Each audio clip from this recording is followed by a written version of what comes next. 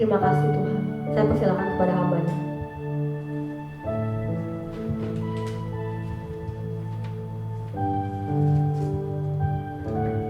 Ya anak domba, kau memerintah selamanya. Kau diagungkan, dimuliakan oleh segala bangsa di muka bumi ini. Tidak ada satupun dalam yang terjadi di muka bumi tanpa kontrolmu Tuhan. Tanpa kontrolmu, karena Engkau yang memerintah selamanya. Dan lagu-lagu yang tadi kami nyanyikan, lagu-lagu apokaliptik songs yang memang pengagungan bagi Engkau Tuhan.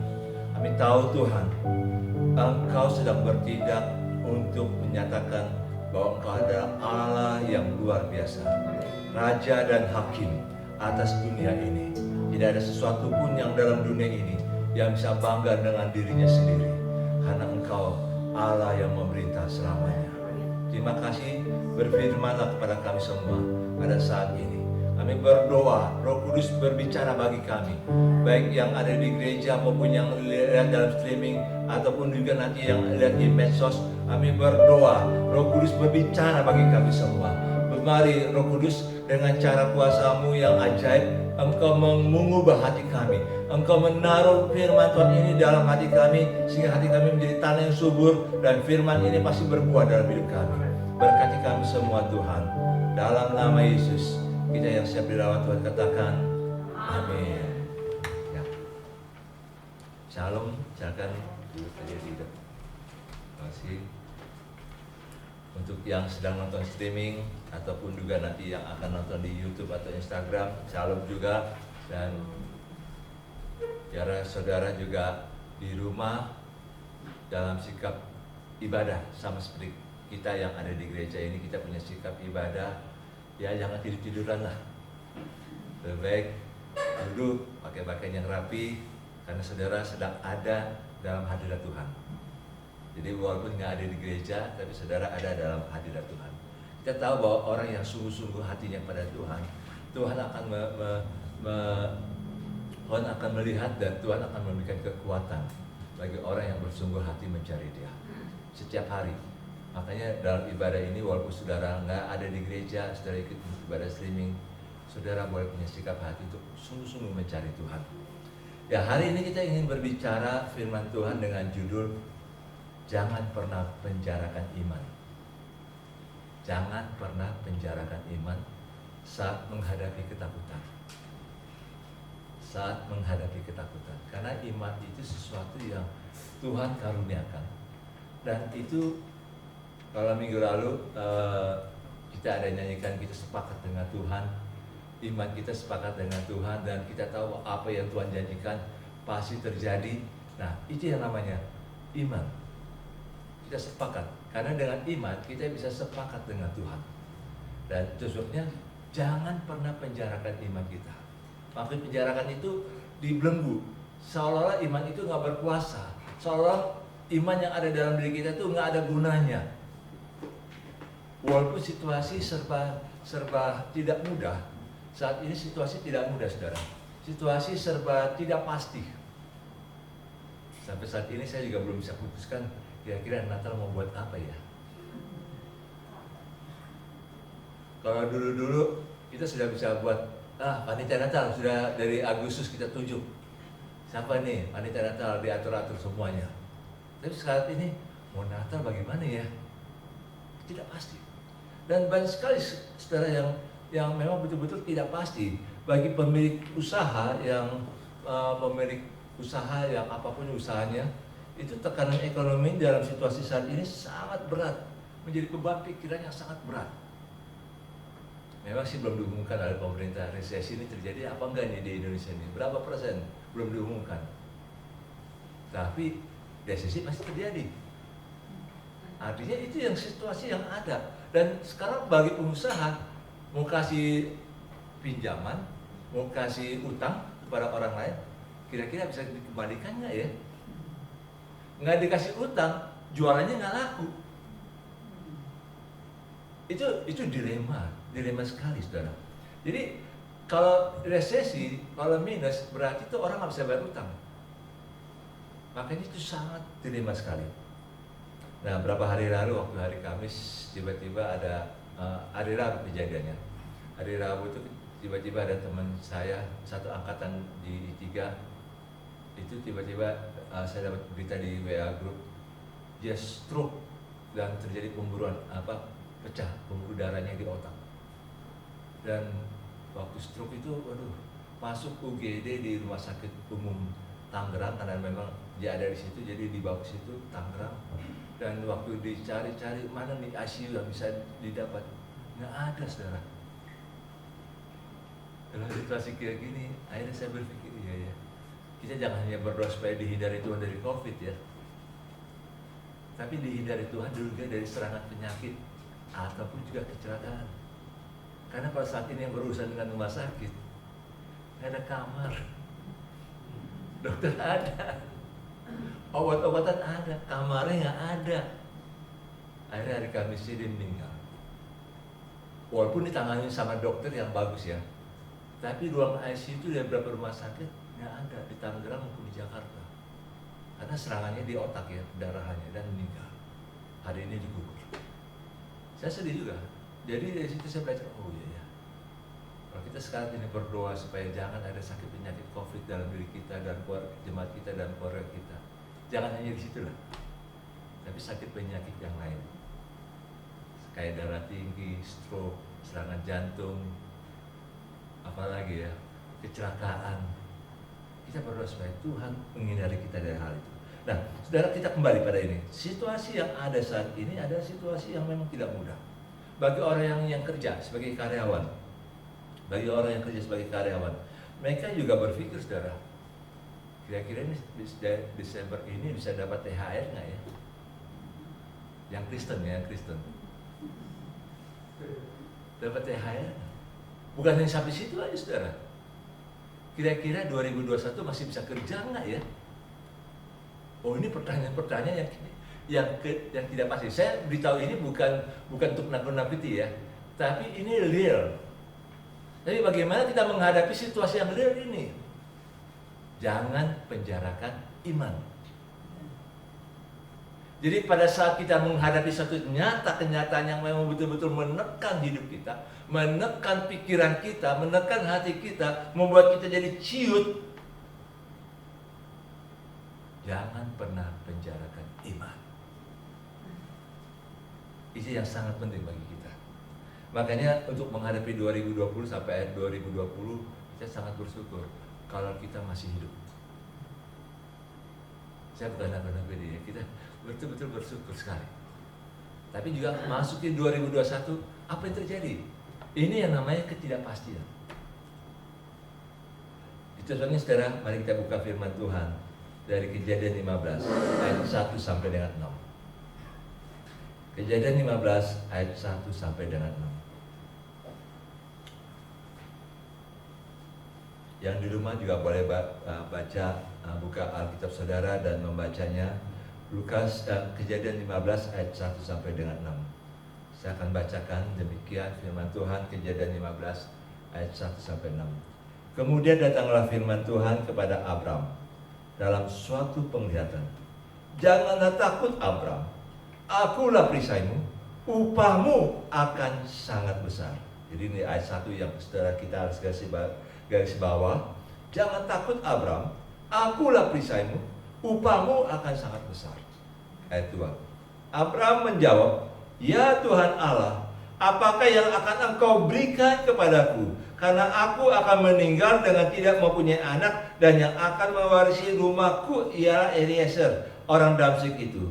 Lalu lagi kata Abram, engkau tidak memberikan kepadaku keturunan, sehingga seorang hambaku nanti menjadi ahli warisku. Ayat 4. Tapi datanglah firman Tuhan kepadanya demikian, orang ini tidak akan menjadi ahli warismu, melainkan anak kandungmu, dialah yang akan menjadi ahli warismu. Lalu Tuhan membawa Abram keluar serta berfirman, coba lihat ke langit, hitunglah bintang-bintang, jika engkau dapat menghitungnya. Maka firman-Nya kepadanya, demikianlah banyaknya nanti keturunanmu. Ayat 6, ini yang sangat penting bagi kita juga. karena Abraham tidak mau memenjarakan imannya. Lalu percayalah Abraham kepada Tuhan, maka Tuhan memperhitungkan hal itu kepadanya sebagai kebenaran. Saudara, dalam pembacaan kita saat ini, Abraham memang sedang mengalami kecemasan yang luar biasa. Kecemasan karena dia sudah 26 tahun, saudara, terima janji Tuhan. Dia harus pergi dari Ur Kasdim. Waktu terima pertama kali di Ur Kasdim, dia umurnya 60 tahun. Tapi pada waktu dia umur 60 tahun itu, dia pikir, sudahlah saya pergi dari Ur Kasdim, oke lah saya pergi ke tempat lain, yang dimana Tuhan akan tunjuk, ke negeri yang akan Tuhan tunjukkan. Tapi saya juga harus bawa Lot.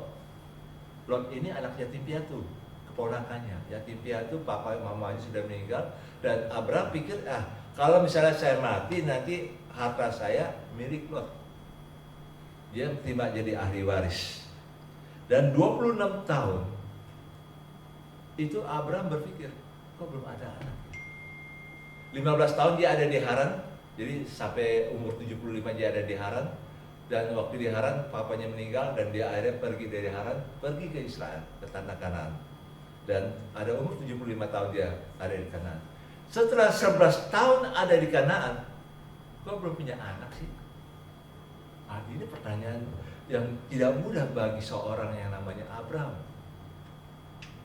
Saudara, kalau umur 86, kalau belum punya anak bagaimana ya? Jadi dikatakan, dokter bilang, kasih nggak punya anak lah. Dan Sarah pada waktu itu umurnya kurang lebih dia 10 tahun lebih muda, 76. Tapi 76 itu masih dibilang masih cantik lagi. Saudara bisa bayangkan itu ya, bagaimana Sarah sangat cantik. Nah, waktu Abraham membebaskan Lot pada waktu itu dalam Kejadian 14, Abraham membebaskan Lot karena Lot ditawan sama orang-orang yang menyerang Sodom dan Gomora. Dan waktu Lot dibebaskan oleh Abraham, Abraham berpikir, bisa nggak Lot ini tetap ikut sama saya? Tapi Lot akhirnya tetap punya ketetapan hati, saya tetap mau tinggal di Sodom, karena di sini cuannya lebih baik, bisnisnya lebih baik. Akhirnya juga membuat Abraham juga berpikir, wah, berarti Lot nggak bisa menjadi ahli waris saya, karena dia nggak bisa ikut saya dengan baik. Dia masih duniawi. Dan akhirnya Abraham juga sedih. Siapa nih? Akhirnya dipikir Eliezer nih, kepala budak yang dia tebus menjadi budaknya dia. Dan waktu kepala budak ini dia pikir, ini mungkin Eliezer aja nih. Tapi dia juga berat hati, saudara, untuk mewariskan kepada Eliezer, karena dia bukan keluarganya, bukan darah dagingnya. Kalau Lot masih ada saudara, hubungan darah. Dan itu membuat Abraham akhirnya merasa, kok masa depan dia ikut Tuhan nggak pasti. Saudara, yang tadi saya menjelaskan sebelumnya ini tentang situasi yang ada ini, itu yang kita sedang alami, banyak yang kita alami saat ini, banyak orang yang mengalami ketidakpastian, di atas ketidakpastian dalam situasi saat ini. Bagi orang yang kerja di kantor pasti ngerti, yang biasanya bosnya kasih target, kamu harus bisa menghasilkan 1 bulan ini 200 juta. Oh, pusing saudara kalau kasih target kayak gitu saat ini. Bisa mencapai target apa enggak? Kalau yang jual alat kesehatan sih mungkin bisa capai target. Tapi yang lain, kalau makanan mungkin bisa mencapai target. Tapi yang lain, otomotif, atau yang lain, komputer, belum tentu. Bisa jadi 10-50% targetnya tercapai. Ya, saya bukan orang pengusaha, tapi berapa kali saya diskusi dengan beberapa orang pengusaha, saya mulai coba nangkep apa sih yang dalam pikiran mereka, apa yang menjadi kegelisahan mereka. Di sini, saudara, makanya ketidakpastian itu memang menggelisahkan, membuat kita juga bingung, takut. Kalau dulu waktu tahun 97, 98, dolar dari 2.000 jadi 17.000, itu banyak orang yang takut. Bukan karena takutnya dolar terus naik. Yang mereka takut adalah pastinya berapa sih? pengusaha kalau udah tahu pastinya berapa, dia sudah pasti bisa menyiasati. Tapi kalau belum pasti, itu yang pusing.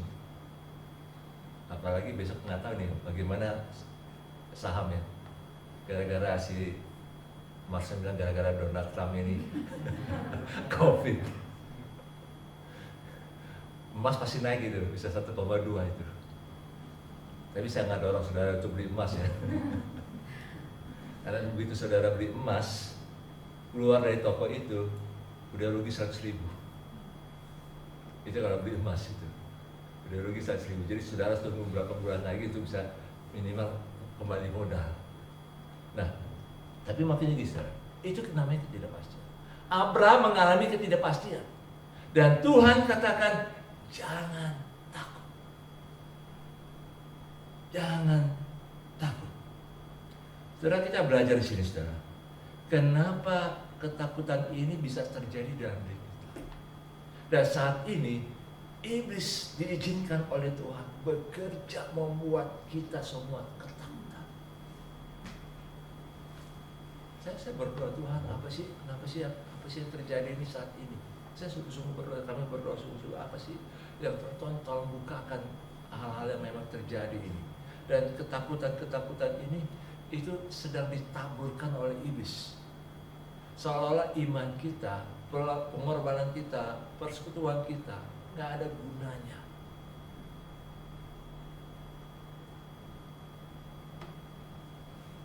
Dan Tuhan sih beritahu gini, saudara, ada roh yang sedang bekerja yang Tuhan kasih izinkan terjadi bekerja saat ini.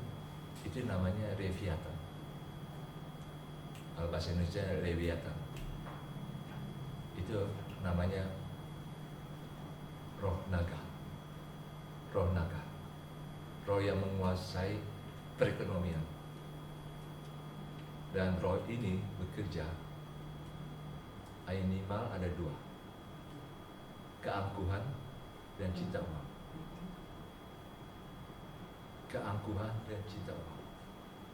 Orang-orang yang tidak bisa menurunkan gaya hidupnya saat ini karena keangkuhan. Nanti orang bilang apa ya? Akibatnya apa yang terjadi? Dia butuh uang. Waktu dia butuh uang, apa yang terjadi? Tiba-tiba ada SMS.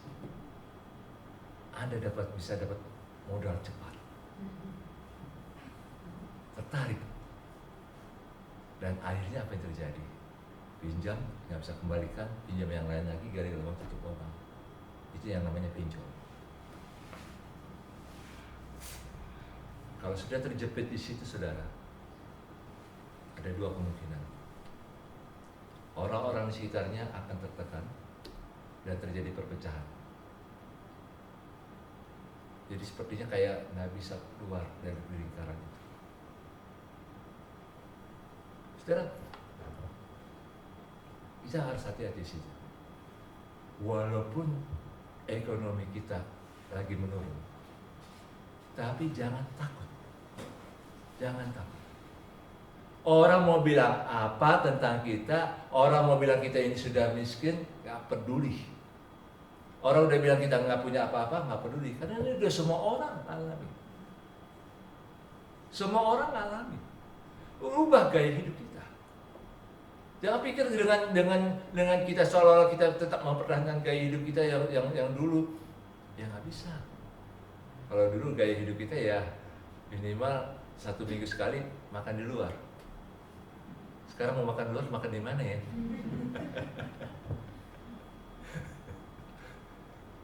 Mau makan di mana? Makan di luar. Ada teman saya bilang, Pak, kita ketemu ya Pak ya. Tapi di mana ketemunya ya? Bingung dia. Karena mau makan di mana? Mau ketemu di mana? Nggak boleh. Mau boleh kumpul-kumpul saat ini. Ya, saya bilang udah di gereja aja deh. Udah kumpul di gereja. Sudah artinya apa ini sekarang? Sekarang ini gaya hidup berubah loh. Makanya jangan keangkuhan kita, kehormatan diri kita itu harus di atas segala-galanya. Kalau memang kita harus akui bahwa kita ada nggak bisa, ya kita harus bilang nggak bisa. Sebenarnya kita harus berani Jangan keangkuhannya yang segala-galanya. Lagu tadi yang Vika pilih itu bagus, yang kau yang layak. Kata-kata sebelumnya, semua harta di dunia ini nggak bisa tandingi harta Tuhan, kasih Tuhan. Itu sesuatu yang sangat berarti, sangat dalam itu. Jadi artinya gini saudara, sekalipun kita mengalami masa-masa yang memang tidak seperti bulan-bulan tahun-tahun sebelumnya, tapi percayalah kasih Tuhan tidak pernah tinggalkan kita. Situasi boleh berubah, tapi Tuhan tetap sama mengasihi kita. Kalau tadi Vika bilang belum bisa bayangkan gunung-gunung itu beranjak, pasti gunung-gunung itu akan beranjak. Itu ada dalam Wahyu 6.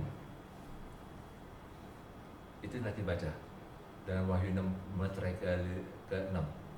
Itu gunung beranjak, pulau beranjak dari tempatnya, bergeser, dibilang di situ.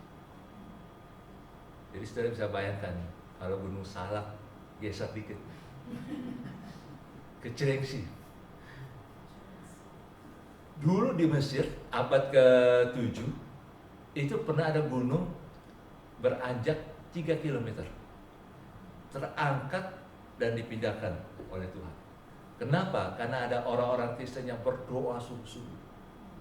Karena saat itu orang-orang Kristen ditindas sama orang-orang yang membenci Kristen, dan mereka waktu ditindas pilih tiga pilihan. Kalau nggak bisa beranjak, nggak bisa berdoa supaya gunung itu bergeser, karena mereka pakai firman Tuhan Yesus ya, dengan imanmu kau bisa pindahkan gunung. Mereka ngancam, kalau kamu nggak bisa pindahkan gunung ini, ada 3 pilihan. Kamu saya bunuh, kami bunuh. Kalian itu akan atau mungkin bayar pajak atau pergi dari Mesir.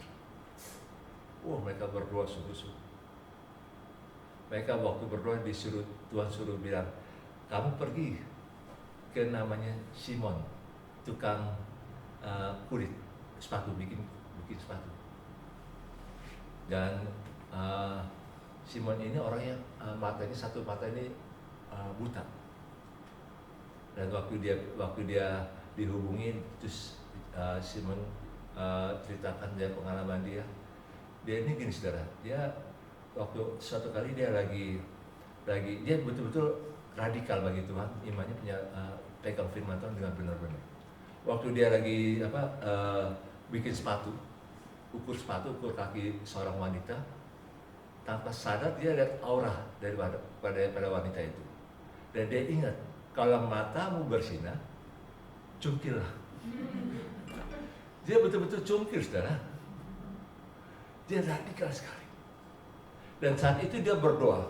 Dia ajak orang-orang Kristen pada saat itu berdoa selama beberapa hari. Dia berdoa, puasa sama-sama. Dan akhirnya mereka sepakat, ayo kita berdoa sungguh-sungguh di hadapan Tuhan. Saudara, di sebelah timur, di gunung itu, sebelah timur itu orang-orang Mesir itu, orang-orang Kristen Mesir itu berdoa, Tuhan kasihanilah kami selama 100 kali, sebanyak 100 kali.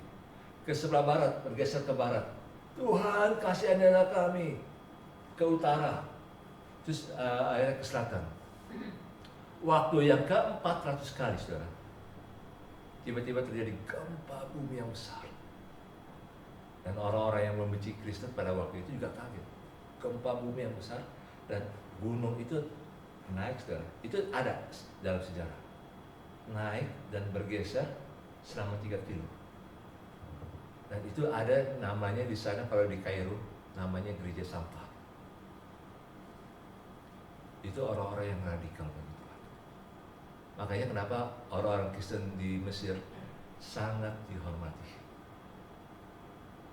Jadi orang yang mau bunuh orang Mesir, orang Kristen Mesir, itu pasti berhadapan dengan pemerintah. Kenapa? Karena dari kejadian itu mereka tahu orang-orang yang membenci Kristen itu. Mereka tahu bahwa di dalam diri orang Kristen ini ada sesuatu yang luar biasa. Saudara, mari kita belajar sini. Jangan penjarakan iman kita. Takut di sini adalah karena ada tekanan yang sangat besar, sangat berat dari luar. Dan Abraham melihat dirinya sudah sangat tua dan Sarah itu sudah menopause, sudah nggak mungkin punya harapan lagi untuk punya anak. Dalam zaman dulu, saudara, kalau misalnya ada suami istri yang nggak punya anak atau itu dianggap itu ada suatu, ya ada masalah besar dalam suami istri itu zaman dulu, atau bisa jadi gosip liar. Pasti pertanyaannya kapan? Sebelum nikah tanyanya kapan? Sudah nikah kapan lagi? Udah punya anak satu kapan? Anak gede-gede kapan punya mantu? Udah punya mantu kapan lagi punya cucu? Cucu baru satu kapan lagi yang kedua? Memang manusia itu nggak puas. Tapi saya ingin beritahu saudara, jangan takut kalau ditanya sama orang kapan. Mereka nggak menentukan kok. Jangan penjarakan iman, jangan membuat hati kita jadi ciut, jadi sehingga membuat iman kita nggak membangkitkan hati kita, semangat kita.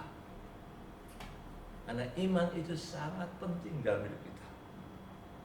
Iman itu sangat penting. Dan sebabnya waktu menghadapi situasi seperti ini, mari kita buka firman Tuhan dalam Roma 4 ayat 17 sampai dengan 22. Bagaimana Paulus menjelaskan tentang Abraham mengubah ketakutan itu menjadi suatu keberanian yang luar biasa. Mari kita perhatikan Roma 4 ayat 17 sampai dengan 22. Saya akan bacakan pelan-pelan sambil menjelaskan. Demikian dalam ayat 17. Seperti ada tertulis, engkau telah kutetapkan menjadi bapa banyak bangsa di hadapan Allah yang kepadanya ia percaya, yaitu Allah yang menghidupkan orang mati dan yang menjadikan dengan firman-Nya apa yang tidak ada menjadi ada. Ini iman daripada Abraham. Jadi dalam situasi apapun juga, saudara, kita pegang dua hal ini. Kita punya iman dua hal ini. Allah kita adalah Allah yang bisa menghidupkan orang mati. Kalau orang sudah mati pasti udah nggak ada harapan lagi. Tapi Allah kita adalah Allah yang bisa menghidupkan orang mati. Dan yang kedua, iman kita harus mengatakan bahwa Allah yang menjadikan dengan firman-Nya dari yang tidak ada menjadi ada. Selalu perkatakan itu. Saat iman kita lagi padam, lagi pudar, kita harus katakan, Tuhan, aku percaya Engkau adalah Allah yang mampu menghidupkan orang mati. Engkau adalah Allah yang mampu menjadikan yang dari yang tidak ada dengan firman-Mu, dari apa yang tidak ada menjadi ada. Bukan sulap ya. Tapi Tuhan kita, Tuhan yang mampu melakukan dua hal ini. Dan perhatikan ayat 18. Sebab sekalipun dikatakan apa? Tidak ada dasar untuk berharap. Tidak ada dasar untuk berharap. Apa yang menjadi dasar kita untuk berharap pada Tuhan? Apakah kita ada uang? Mau beli rumah nggak ada uang. Mau beli mobil, punya mimpi punya mobil atau motor nggak ada uang. Apa ada dasar? Tapi kalau Tuhan katakan punya iman, itu yang menjadi dasar kita. Maka saudara, pada saat kita mengalami seperti itu saudara, saya ingin dorong saudara, jangan pernah penjarakan iman kita. Jangan pernah penjarakan iman kita. Kenapa? Karena iman itu membangkitkan kita, membuat kita jadi kayak apa ya? Kayak pemain sepak bola sudah dikepung sama 3 orang tapi dia bisa gocek. Dan dia akhirnya bisa menggol, buat gol. Walaupun nggak ada dasar untuk berharap, tapi tetap berharap. Sini katakan, namun Abraham berharap juga dan percaya. Jadi saudara, mari kita pegang firman Tuhan ini. Sekalipun nggak ada alasan bagi kita, pasti ini bisa terjadi. Jangan goyah, jangan penjarakan iman kita, jangan kecilkan iman kita yang ada. Tuhan tidak membutuhkan iman yang besar dari kita. Karena iman yang besar itu tidak mungkin kita bisa dapatkan. Tapi yang Tuhan butuhkan dari kita adalah iman kepada Allah yang besar. Beda, saudara. Bukan iman besar yang Tuhan harapkan dari kita. Pasti kita belum berhasil untuk mencapai iman yang besar. Tapi yang paling penting apa? Iman kepada Allah yang besar. Itu aja. Seperti seorang anak. Acang berapa kali di gambarnya WA, Evan taruh di dadanya. Itu seorang anak. Seperti seorang anak, tenangkan dirinya dalam Mazmur. Tenangkan dirinya waktu disusui sama ibunya. Dia tenang. Karena itulah kita. Entah bagaimana yang ada terjadi di luar, yang penting kita ada dekat Tuhan. Dan itu yang membuat kita tenang. Walaupun nggak ada dasar untuk berharap, tapi Tuhan katakan, firman Tuhan katakan Abraham berharap juga dan percaya bahwa ia akan menjadi bapa banyak bangsa menurut yang telah difirmankan, demikianlah banyak yang nanti keturunanmu. Ini hal yang luar biasa. Apa mungkin saya bisa dapat pekerjaan saat ini? Secara logika manusia, tak mungkin. Apalagi diberitakan Indonesia ini mau di PHK, ada mau PHK 5 juta orang nih. Rasanya kalau kayak gitu, aduh udah ciut ya. Jadi saya ingin beritahu, walaupun tidak ada dasar berharap, tapi tetap berharap juga dan percaya Tuhan mampu. Tuhan mampu. Tuhan pasti berikan untuk kita. Terus saja berdoa. Terus saja perkatakan iman kita. Dan dikatakan dalam ayat 19, imannya tidak menjadi lemah, walaupun ia mengetahui bahwa tubuhnya sudah sangat lemah karena usianya telah kira-kira 100 tahun dan bahwa rahim Sarah telah tertutup. Jadi imannya tidak menjadi lemah dalam situasi yang paling berat, situasi yang memang tidak mungkin. Secara logika udah dikatakan, ya katakanlah gini lah, dokter udah bilang udah nggak mungkin lah, umur kamu sudah 3 bulan lagi. Tapi saya ingin beritahu, jangan membuat iman kita jadi lemah. Orang boleh bilang apa, ahli boleh bilang apa, tapi kalau kita punya iman, Tuhan taruh di hati kita untuk bertindak. Bertindaklah sesuai dengan iman yang Tuhan taruh dalam hati kita. Jangan lemah. Jangan biarkan iman itu menjadi lemah. Dalam ayat 20, tetapi terhadap janji Allah, ia tidak bimbang karena ketidakpercayaan. Malah ia diperkuat dalam imannya dan ia memuliakan Allah. Jadi terhadap janji Allah, jangan pernah ragu. Jangan pernah bimbang. Jadi perkuat dalam imannya dan ia memuliakan Allah. Saya sudah berapa kali ajarkan pada saudara, kalau lagi berdoa setelah itu kok masih ada khawatir, nyanyi aja memuji Tuhan. Nyanyi aja. Tapi kalau sakit gigi suruh nyanyi bagaimana?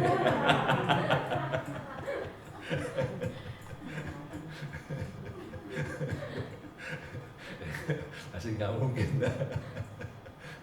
Ya memang baru pengalaman sakit gigi. Kalau pengalaman sakit gigi, saudara, tapi kita sakit gigi, Tuhan tolonglah sembuhkan gigi saya ini. Nggak sembuh, malah parah. Ya kadang juga harus minum obat juga ya. Dan kita harus betul-betul berserah, menyerah kepada Tuhan. Dan mereka mengalami berserah pada Tuhan sehingga bisa tidur. Paginya baru sadar, oh iya, bisa sembuh ya.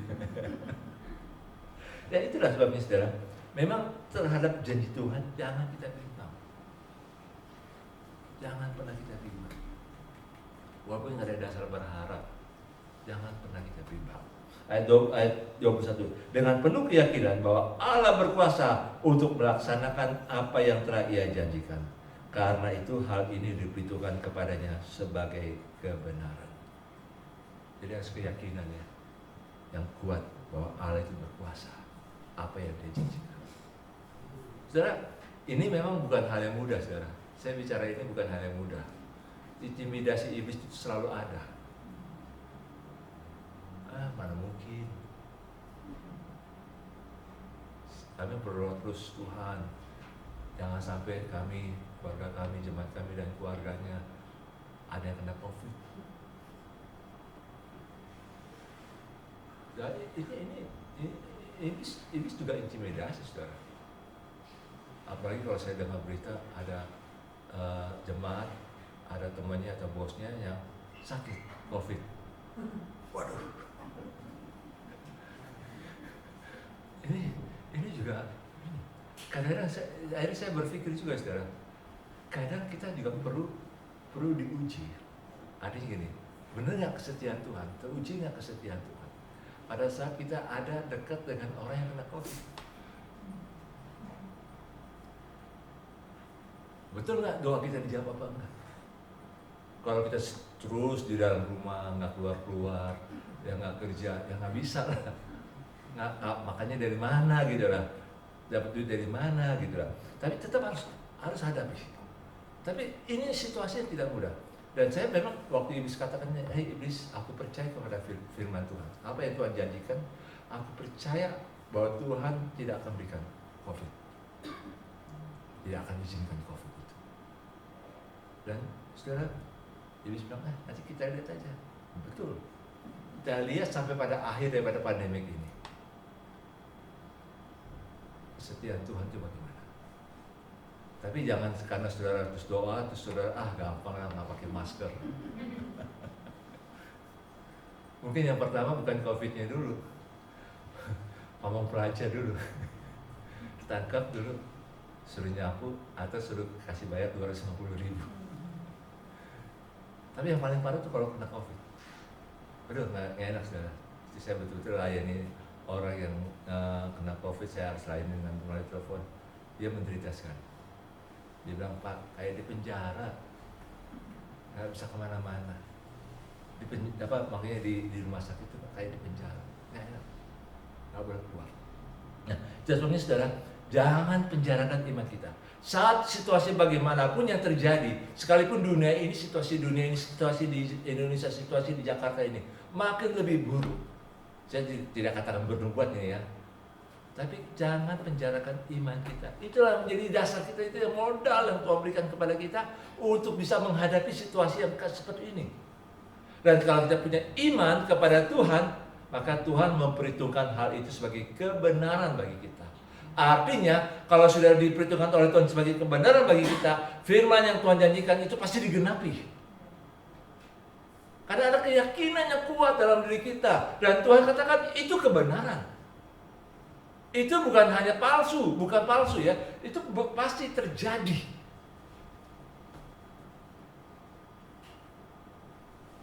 Pasti terjadi. Apapun yang kita harapkan, apapun yang kita doakan, yang mau cari kerjaan yang lebih baik lagi, pasti bisa terjadi. Yang mau punya keturunan yang lebih banyak lagi, ada yang mau punya keturunan, pasti bisa terjadi kalau mau. Tapi ini pasti terjadi, saudara. Dalam situasi seperti ini, pasti terjadi. Nggak ada yang mustahil bagi Tuhan. Nggak ada yang mustahil. Satu kali ada seorang teman, dia punya anak yang mau kuliah di Belanda.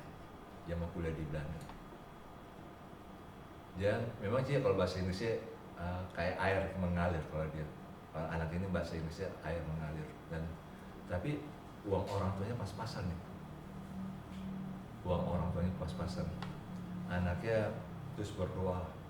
Orang tua juga terus berdoa supaya Tuhan tolonglah anak ini supaya bisa. Semua lamaran kepada perguruan tinggi di Belanda itu ditolak terus. Jadi anak ini juga jadi frustasi. Sudah dah, nggak usah lah di Belanda, mungkin di Prasmula aja deh. Nah, tapi satu kali tiba-tiba ada satu surat email itu masuk. Wah, bisa diwawancara. Waduh, dia diwawancara. Saudara jangan bayangkan kalau wawancara itu kayak di Indonesia ya. Kalau pagi ya, di sini nggak pagi nggak, sana pagi, di sini malam subuh. Nah, Jadi waktu dia wawancara itu dia ditanya, kenapa kamu mau kuliah ini? Iya, saya mau kembangkan agronomi di Indonesia. Apalagi saya ingin kembangkan greenhouse untuk mawar. Wah, tertarik ini orang Belanda. Terus visi kamu untuk sekolah di sini apa aja? Iya, nanti saya mau datangkan investor dari Belanda datang ke Indonesia. Nah, kebetulan yang pemilik universitas ini anaknya sedang urus greenhouse mawar di Belanda. Wah, langsung dia diterima. Udah, ini surat penerimaan kamu, langsung dikirim. Berapa hari kemudian dikirim lagi surat, mau nggak disponsor sponsorship. Waduh, orang tuanya dan dia senang sekali, saudara. Itu mujizat loh. Padahal anak ini waktu SMA ke sekolah, ya santai-santai amat gitu loh. Tapi ada yang universitas yang bisa memberikan sponsorship. Itu mujizat. Sampai papanya bilang, Pak, itu mujizat sekali. Di luar pikiran kami sebagai orang tua. Saudara, kita belajar sini. Apa yang nggak mungkin bagi kita, Tuhan bisa siapkan. Tuhan bisa siapkan. Makanya Tuhan katakan, kalau kita sungguh-sungguh mengasihi Tuhan, kita sungguh-sungguh taat kepada firman Tuhan, maka Tuhan akan menggenapi apa yang kita inginkan juga. Apa yang kita rindukan juga. Bukan untuk memuaskan ego kita, tapi Tuhan bisa mencukupkan apa yang kita inginkan. Wah, sekarang jangan bayangkan, kalau kayak gitu Lamborghini aja ya. Oh, jangan. Itu terlalu duniawi. Saya tidak katakan ini, tapi jangan itu ukurannya dulu lah. Tapi sesuatu yang betul-betul yang kita banget, yang memang kita lihat ini kebutuhan untuk masa yang akan datang. Dan tentunya saudara, mari kita belajar. Jangan penjarakan iman kita. Percaya kepada Dia. Dan yang kedua, alamilah akibat kalau kita memberdayakan iman kita. Jadi alamilah akibat daripada kita memberdayakan iman kita. Dalam ayat 1 bagian berikutnya dikatakan, akulah perisaimu, upamu akan sangat besar. Jadi Tuhan katakan, akulah perisaimu. Kalau kau tidak takut, kau memberdayakan imanmu, akulah perisaimu, akulah yang melindungimu, akulah yang menjagamu, akulah yang membuat kau tetap sehat, akulah yang memelihara makanan yang ada dalam rumahmu, akulah yang memelihara engkau dalam kehidupan sehari-hari. Engkau boleh pas-pasan, tapi engkau tetap berkecukupan. Boleh berkurang pendapatanmu, tapi engkau berkecukupan. Minggu lalu, hari habis dari doa dari sini, Sabtu pagi pulang, saya parkir di mobil gitu, mundur. Istri gue ini bilang, Papa, kenapa? Ini katanya tusuk paku nih, ban depan. Waduh, saya ini saudara, pakunya itu agak menonjol gitu. Aduh, udah ini pengeluaran apa lagi? Memang sih kalau mobil paku pasti ya, kalau untuk jalan di Jakarta sih nggak apa-apa. Tapi kalau misalnya pernah ditambal ban terus jalannya di Nirmala gitu, berbatu-batu, saya bisa bayangkan. Jadi artinya, waduh ini apa lagi ya? Udah kita naik dulu ke atas, turun, saya pergi ke tambal ban. Ada bapak-bapak yang orang Batak di depan apartemen. Pak, boleh lihat kan nih Pak? Ini ada paku di depan. Oh iya ada paku ya. Waktu dia lihat, nggak tembus sampai dalam, hanya skrup kecil. Waduh, saudara, terima kasih Tuhan. Ini bukan masalah uangnya, saudara. Tapi kadang dalam situasi kayak gini, saudara, kadang pengeluaran yang nggak perlu kita juga harus hati-hati gitu loh. Harus betul-betul ikat pinggang. Bukan masalah ini ya, kan kita harus pintar menyiasati keuangan yang ada. Dan jangan sampai ada pengeluaran yang nggak perlu. Kalau pengeluaran untuk makan, minum, untuk bayar listrik, air ini, itu memang udah wajar. Tapi kalau pengeluaran tiba-tiba sakit ini, harus beli obat ini, aduh itu kepala pusing itu. Dalam situasi saat ini ya, Dan kalau misalnya Gavin harus vaksin ya nggak apa-apa lah, karena memang itu wajar. Tapi kalau misalnya kita tiba-tiba mengalami sesuatu terus harus ada pengeluaran yang besar, wah itu pala pusing. Jelasnya saudara, akulah perisaimu. Berarti itu kita harus percaya bahwa Tuhan akan menjaga keuangan kita juga, sehingga keuangan kita tidak boros untuk hal yang tidak berguna. Sekarang mari kita belajar di sini, saudara, bahwa Tuhanlah menjadi perisai kita. Bahkan Tuhan juga memberikan kepada kita upah yang besar. Upah yang besar. Upahmu akan sangat besar, kata firman Tuhan pada Abraham.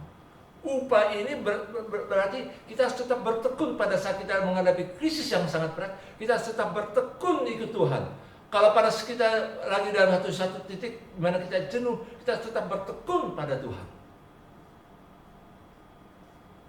Jangan berhenti di tengah jalan. Terus melangkah. Dan kita belajar dari contoh Abraham ini. Mari kita lihat Ibrani 6 ayat 10 sampai 15. Ini sebagai penutup. Ibrani 6 ayat 10 sampai 15. Jadi pada saat kita betul-betul beriman, saat kita lagi menantikan penggenapan janji Tuhan, tetap percaya Dia setia adanya. Ibrani 6 ayat 10 sampai 15. Sebab Allah bukan tidak adil, sehingga Ia lupa akan pekerjaanmu dan kasihmu yang kamu tunjukkan terhadap namanya oleh pelayanan kamu kepada orang-orang kudus yang masih kamu lakukan sampai sekarang. Jadi Allah itu masih perhatikan apa yang kita buat, apa yang kita lakukan, pekerjaan kita, pelayanan kita, karena kita mengasihi namanya yang kudus. Nah, ayat 11, tetapi kami ingin supaya kamu masing-masing menunjukkan kesungguhan yang sama untuk menjadikan pengharapanmu, nah, pengharapan saudara dan saya menjadi suatu milik yang pasti sampai pada akhirnya. Jadi jangan berhenti. Terus pengharapan kita pegang. Supaya ayat 12, agar kamu jangan menjadi lamban, tetapi menjadi penurut-penurut mereka yang oleh iman dan kesabaran mendapat bagian dalam apa yang dijanjikan Allah. Jadi kita belajar dari tokoh-tokoh iman, dan kita belajar dari mereka tetap menjadi penurut. Mereka tidak lamban. Mereka harus kita diminta oleh firman Tuhan ini terus mengejar apa yang Tuhan janjikan. Ayat 13. Sebab ketika Allah memberikan janji kepada Abraham, Ia bersumpah demi dirinya sendiri, karena tidak ada orang yang lebih tinggi daripadanya. Katanya, sesungguhnya aku akan memberkati engkau berlimpah-limpah dan akan membuat engkau sangat banyak. Abraham menanti dengan sabar, dan dengan demikian ia memperoleh apa yang dijanjikan kepadanya. Ini upah. Jadi apa yang Tuhan berikan kepada kita, apa yang Tuhan janjikan kepada kita, dan kita percaya apa yang Tuhan janjikan, itu kebenaran. Itu ada ketenangan di hati, ada satu kepastian di hati, dan kita tahu itu ada proses waktu. Dalam proses waktu ini kita perlu bertekun. Bisa 1 hari, bisa 1 minggu, bisa 1 bulan, bisa 1 tahun, bisa 5 tahun, bisa 10 tahun. Tetap bertekun, tetap sabar, dan pasti kita dapat upah dari apa yang kita pegang di